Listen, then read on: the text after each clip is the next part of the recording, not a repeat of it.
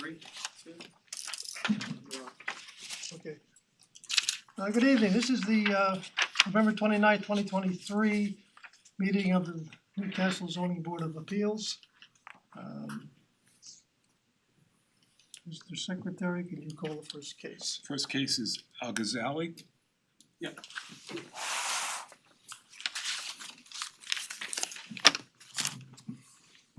Good evening. Hi, how are you? Okay, could you state your name for the record and tell us what it is that you seek? Sure, Paul El Ghazali, and I'm looking to put a 6x10 shed in the backyard. I believe the zoning is 30 feet from the rear of the property, and I'm looking for a variance to put it 10 feet from the rear of the property. Okay. And why did you choose that particular location for your shed? So it backs up into the woods on that part, in that corner of the property, so it's not near anybody's home, and it's sort of, the property is not large, so 30 feet from the rear would put the shed sort of in the middle of the lawn, rather than, you know, tucked away in the corner. I'm looking for 10 feet, actually.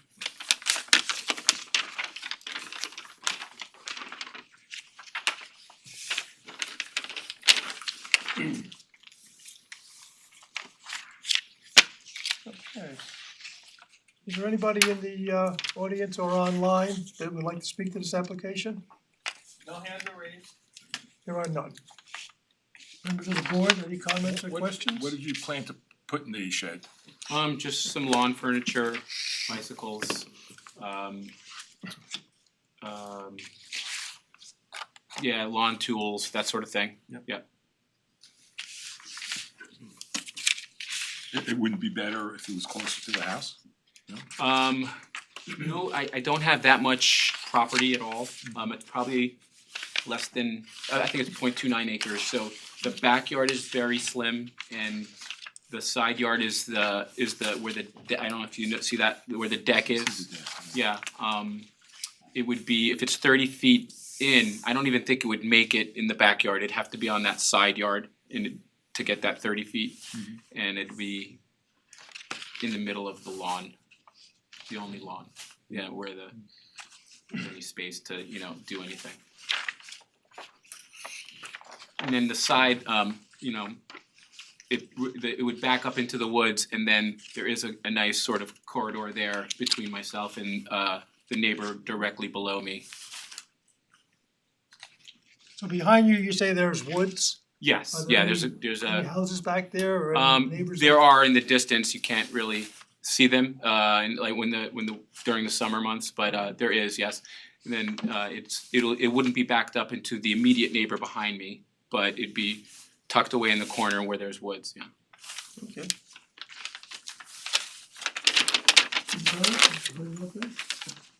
No? Yeah. Okay, I'll move we close the public hearing. I second the motion. Chairman Giordina. Aye. Howard Dubs. Aye. Mike Nolan. Aye. Ron Genzeg. Warren Gottlieb. Aye. Can I get a motion from one of your members? I can make a motion.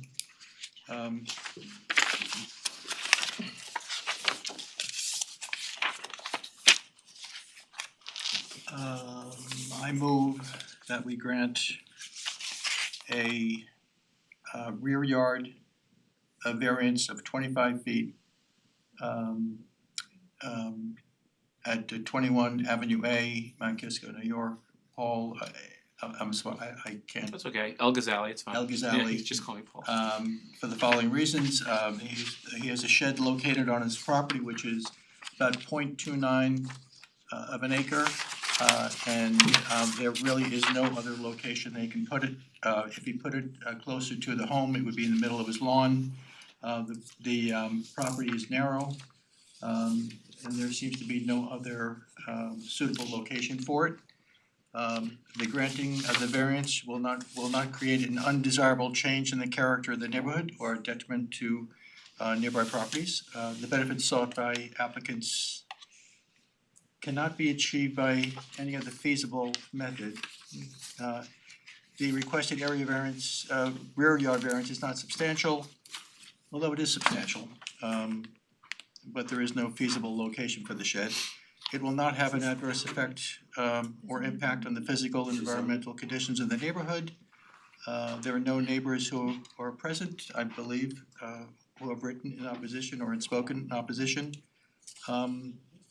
Self-created hardship, I guess I'd say it is in some ways a self-created hardship.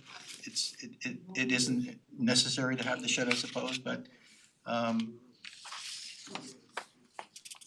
I'd say it's not a self-created hardship that it You meant. should see how much stuff we have. Okay. So I move that we grant a variance.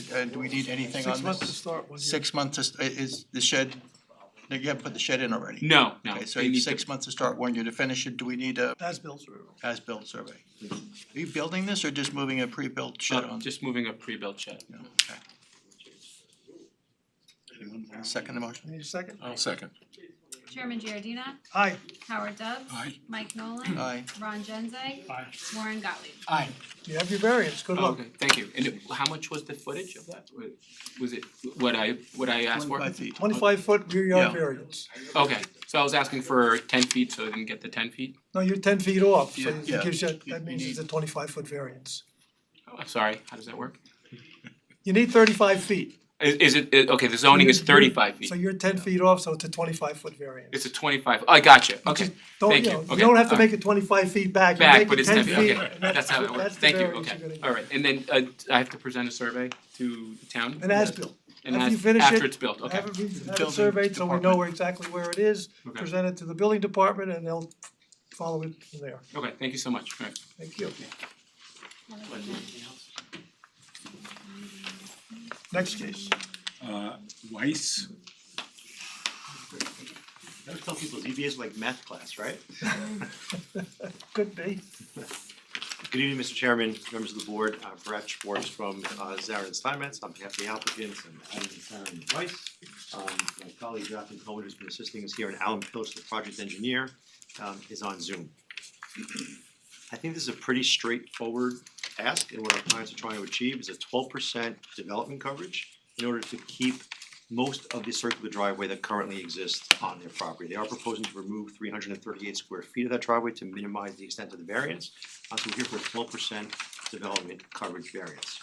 The backstory is that a couple of years ago, our clients applied for a pool permit to install a pool and a patio. At the time that permit was approved, they agreed to remove the entirety of that circular driveway in order to achieve compliance with the coverage requirements.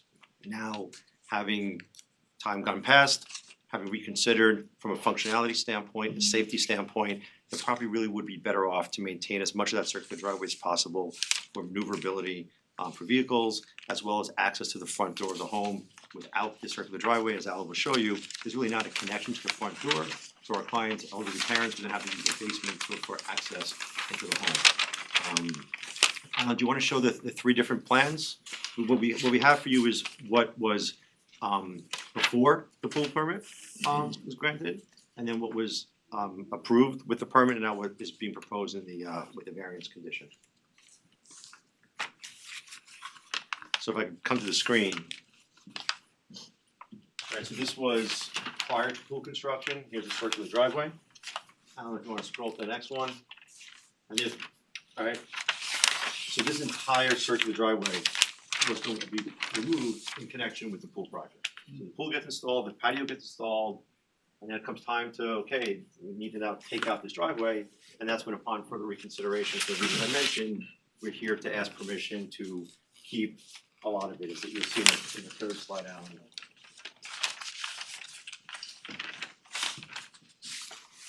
So we're going to remove 338 square feet, restore that to the lawn area, to a grass area, while retaining what's minimally required to achieve, again, that meets that safe maneuverability for turning around.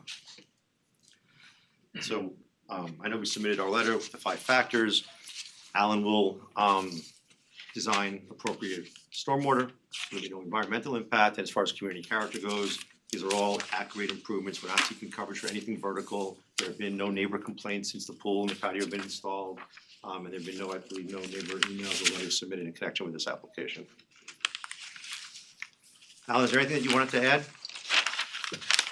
No, I think that's fine.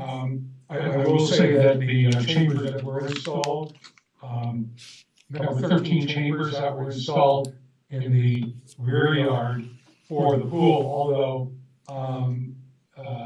there were, I'll just say, with the originally proposed rule of the circular area there, it was done even though there was a small decrease in impervious surfaces. But even with this being retained, the chambers that would be, that are there, that were installed and were inspected by the town, are more than adequate to handle the entire increase in runoff, even from the 100-year storm. It's like 70, almost 80% more than what we required to handle the 100-year storm.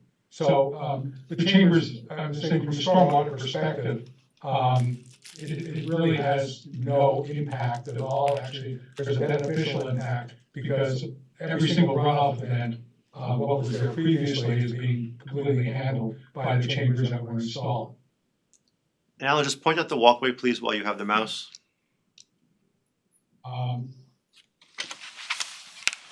For this, Yeah. the walk door, correct. And, what's being, and at least it allows, someone who's visiting the property to enter the front door, to park in this, area here, and be able to access the front door of the house without it basically blocking the driveway or, I suppose you can park on the street, but it's quite a long distance. Adam or Taryn, anything to add?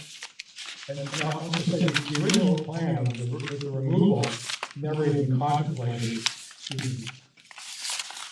never seemed to contemplate the extension of the driveway, the extension of the walkway to the driveway, which I found really odd. It's just very awkward without it. I think with this driveway in place, it really makes sense from circulation and pedestrian access to the house. I mean, I lost my voice about 4:30 today, so. I don't have anything to add. I mean, they've explained it, I think, perfectly. The only thing I think you might be asking yourselves is why are we asking for this now and not at the beginning when the pool permit was submitted? And we didn't understand, we thought we had different options, impervious, or I forget the word, a porous asphalt or different things we could do. But when we later found out that it had to be 100% grass and we didn't realize that, and then when we reached out to Brad to find out, what are some other options we could do, and the variance is another option. So that's why we're here now. I mean, any questions for me before, maybe better my wife speaks than I. Okay, so for the record, the original application, the applicant agreed to remove that part of the driveway. In order to achieve In order compliance to and not achieve need a variance right, at all. to get the permit to build a pool. So now we're changing our mind. How long ago was that? May I ask? Was it about a year and a half ago? So it was a year ago. Yeah, I mean, the pool completed last year, so yeah. So you got the approval about a year to a year and a half ago on this, okay. Now, is there any other places on the property where there are impervious surfaces that could be removed to compensate for the impervious surface that circular part of the driveway is creating? So we anticipated that question, Mr. Chairman. Adam, do you want to address that? I mean, the answer is we really scrutinized the site to see if there was anywhere else we could shave off. We removed as much as we could from the driveway itself. Adam, any other thoughts? I know we talked about this No, we earlier looked at today. Allen and they wheelbase and all these calculations that I can't fully, comprehend or do myself, just as far as what would make that feasible to use for the deliveries, the Amazon trucks that come around, so they're not, coming up and ruining the car. So they took as much, go ahead, I'm sorry. No, go ahead. No, so I mean, so they took as much as they could from that area, because we would take absolutely as much as we could to just maintain that function, to be able to come to the house. It's as you can imagine, and hopefully you see just from the illustration, I mean, that's the main entrance. That's where everybody comes and goes, except if you're going down to use the garage, and that's, the basement level. So And it's not that, so it's they not like took as much excessive, as they could. there's not excessive patio or other improvements in the backyard that Well, we could start. That was my next shaving. question, is the patio large enough that you could remove some of that to get us, we're not looking for 100% compliance, but we're looking for as much compliance as we can possibly get. If there's any other places that we can do that. There really isn't much. I mean, if we needed to shave off maybe, I don't know, 50 or something, a minimal amount, I'm sure we could find something. I don't know how significant it would be percentage wise. Have you ever considered reconfiguring the driveway to bring it closer to the front entrance without the circles and allowing somebody to stop and drop off there and then go up to the garage and do the turnaround business? I mean, I'm not telling you how to do anything, I'm just throwing out some ideas that may help us to mitigate the coverage problem here. I don't know if I followed your suggestion. If you could Well, repeat if- it, yeah. If the driveway were reconfigured without the circle and brought closer to the front door, swept around, so that the person could stop there and drop off and then continue to the back where the garage part is and to make their turnaround. Yeah. Now, you're saying that the trucks can't turn around, but if they can go up to the garage, there's room up there. I mean, that would help everybody. Not only would it help, it would solve the whole problem, because you I don't think they wouldn't, need a variance. you wouldn't even need you wouldn't be here. You would just go ahead and do. Yeah. So I would, So you wouldn't turn around at the, you wouldn't be able to make the turn there, you'd have to go down to. well, I'm not gonna, we're not gonna design anything for you, because we're not engineers to do the design, but it looks to me, my personal opinion, is that driveway could be moved closer to the front door to allow for, I know what you're saying, that you don't want your elderly relatives to have to walk that far. It's it. But that could be mitigated in a certain way, and maybe you should talk to your engineer about that before we make a decision, and see if there are any other ways that could be done to bring you into compliance, and you won't need us at all. And if not, we'll have to make other, we'll talk about other things. If you're willing to do that, I'm willing to put it off to give you time to do that. If you're not willing to do that, then we're gonna have to talk about other things here. I mean, we're willing to consider it. So we're hoping to get it done the way it is. Well, no, everybody wants everything, and I don't fault you for that, because everybody, I want everything too. I don't get I everything, think, but we try to give you as much leeway as we possibly can, but our job here is to minimize any variance request as much as possible. And we've tried to do that by removing a portion of the driveway itself. And Mr. Chairman, respectfully, if this was a 25% variance, right, I get it, and then maybe we really need to look at some other alternatives more closely. I would submit at 12%. It's not so substantial request. These are accurate improvements, not causing any, again, view issues or stormwater issues, so there's no harm to the environment or to the community. So I think just on balance, under the factors, I would submit that it weighs in favor of the applicant, considering the benefits sought to achieve. If the number was higher, if it was a greater extent of a variance, I could see it, I guess a little bit more. But given what I would call a fairly reasonable variance request, I would ask the board to consider this proposal with the removal of the 338 square feet. I see what you're saying, and you're talking about percentages, and percentages are not necessarily indicative of the impact that these variants can have, because percentages on certain size lots mean certain different things on certain size You're totally right, a lots. 1% variance could have a huge impact, Well, 1% could have no, none. I'm just saying that percentages is a factor, but it's not the determining factor. And so You're right. that's my feeling. I'm And- hoping and- my and other factors- colleagues are gonna put their input in, and we're all gonna come to some kind of a conclusion here. So who'd like to, I think there are alternatives. 12% may not be substantial to you, but I think it's fairly substantial, and it's certainly self-created, so I would like to see an alternative. I mean, we'd like to see, as Mr. Giardina said, we don't necessarily have to get 100%.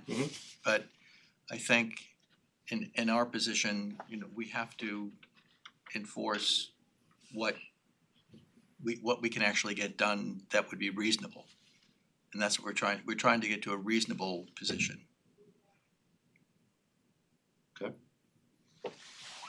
Mr. Galdi? I would agree with the statements of the other members. I mean, I would like to see, cause I do believe as well that there are other feasible alternatives, and I would prefer to be able to make a decision having seen what those are, just based upon this, having read your papers. And I am sensitive to the concerns that you're raising, there's no question about it. But it just seems to me that there may be other ways to get there. It's not for the purpose of putting you through your paces, it's because, I do believe this actually is putting percentages aside substantial, so I'd like to see some alternatives. Anything from you, Ron, or you okay? Yeah.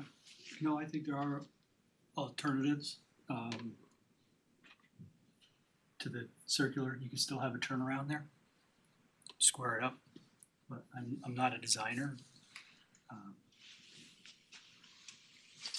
But you could pick up space right there. I think one of the issues that that circle in the middle doesn't count as coverage, so when you're looking at, You can still pick up space. okay, I mean, hey, I mean, Okay, so based on what I've just heard, I'm going to put this off till our next meeting. I'm gonna ask you to go back to your designer, to your engineer. Research any possible alternatives, hopefully get something that you don't need us at all, but if you can't get to that point, get us to a point where we can compromise, and we'll see how we do. So if there's no objection from the rest of the board, I'll move that we postpone this until our next meeting, when we give you a chance to get your engineer and designer to work up something for all concerned. Okay, understood. Okay, thank you. Next. See you next month.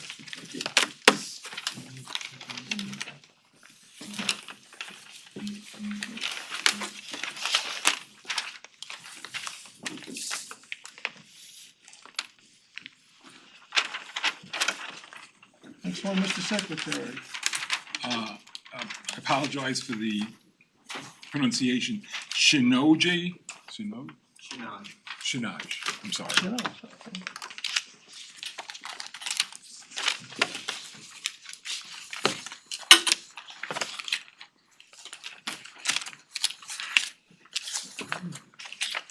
Good evening, I'm Joseph Arn, I'm the architect for Shinaj Matthew. And this is a request for a front and side variance for a garage that would go on the side of the house. This is the survey. And then on G101, that's the drawings in front of you. That would go on to the side of the house. It's an attached garage, but no connection between the house and the garage.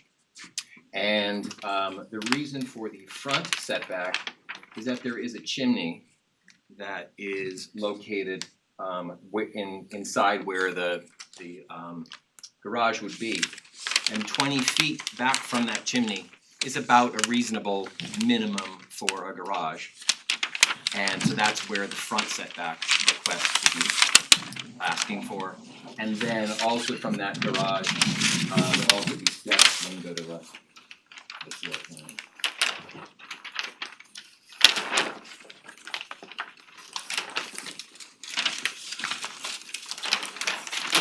Okay, 101.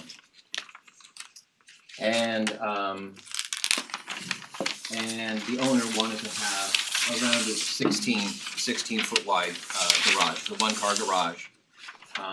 And to be able to achieve having a garage have the depth, minimum's 20, normally I like to have 22 for the width of garage. And to have the car parked inside and also have a path to be able to get up the stairs to the second floor, which is storage. At some point in the future, he might want to blast through and have an entry into the house. But to be able to get the car in, go up these steps, and then maybe in the future go across or go up to the top, that 16 feet allows for that type of space. And so the variance request, so the side setback is 20 feet is what it should be.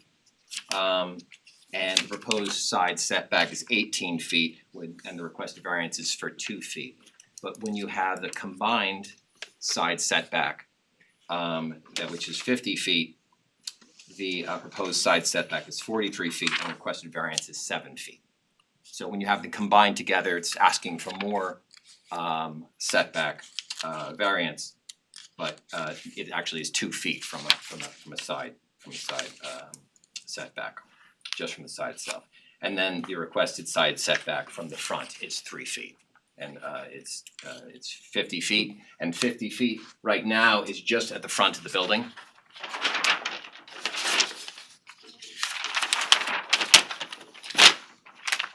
You can see just on the survey that 50.3 is right where, so it's right at the existing front of the building. And so in order to be able to have the setback for the chimney, from the chimney, to give an adequate minimum of 20 feet, which is really kind of the basic minimum you get from a garage, that puts it so it would push into the front of the setback, and that's why we're asking for 3 feet in front. And then for a width of 16 feet, to be able to have better access to get up the stairs and move around through the space. So that is the request for variance for the attached garage. Should point out that the adjacent property where the garage is going is an open land owned by the town, I believe. And so there's some talk about it being a park at some point, but right now it's not. I think that's been in the talk for quite some time. So it's not going to impact a neighboring property by having the garage be closer than the setback. Okay, that's good. That was gonna be my next question. I thought it might. Is there anybody next to you that might be affected by this? That's correct. So Okay. there's no one next to this property. It's unknown. There's no fencing or anything like that. Gives an idea that this is the property, this is the setback or the property line or anything associated with that. Okay.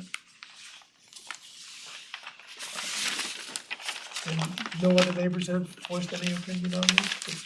No neighbors have come to me or to the owner with that, with any objections to it.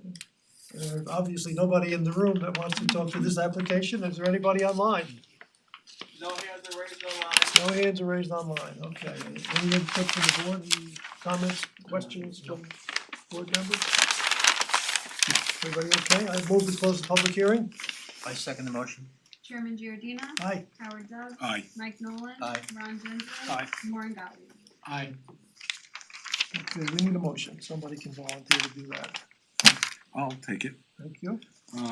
I move that we grant the variance to Matthew and Betsy Chanot for so there are 3 variances we're looking at, correct?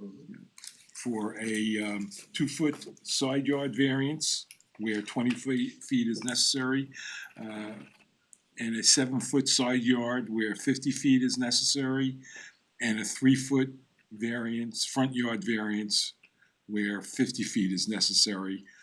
Based upon the following, the granting of the variance will not create an undesirable change in the character of the neighborhood. There's no feasible method to accomplish the benefit that the applicant is seeking. I don't believe the variances are substantial. There won't be an adverse effect or impact on the physical or environmental conditions in the neighborhood. This is a self-created hardship, but it's de minimis in light of the amount of the variance. So based upon that, I move that we grant the variance. 6 months to start. 6 months well, we're not there yet. Yes, you are. Oh, 6 months to start, 1 year to finish, And final survey. and a final survey. Sounds good. You said it all. I didn't hear the other guy. I didn't prompt anybody, but I'll second the motion. How's that? Chairman Giordina. Aye. Howard Dubs. Aye. Mike Nolan. Aye. Ron Genzeg. Aye. Warren Gottlieb. Aye. You have your variance. Good luck. Thank you. I'll make a motion that we approve the minutes of the October 23rd meeting. I second the motion. Chairman Giordina. Aye. Howard Dubs. Aye. Mike Nolan. Aye. Ron Genzeg. Aye. Warren Gottlieb. Aye. I move we adjourn the meeting. adjourn? Good. Done.